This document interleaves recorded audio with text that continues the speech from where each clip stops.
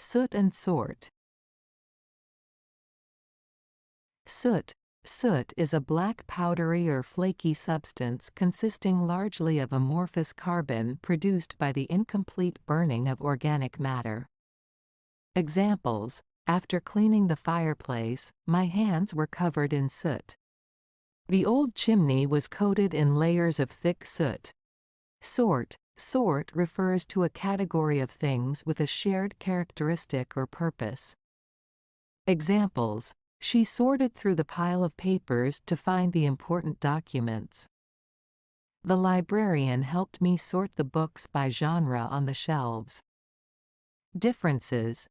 Soot is a physical substance, while sort is a categorization or classification.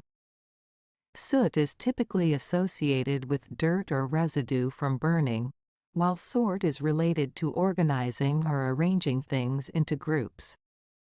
Both words have different origins and are used in distinct contexts, with soot being more related to combustion and dirt, and sort being about classification and organization.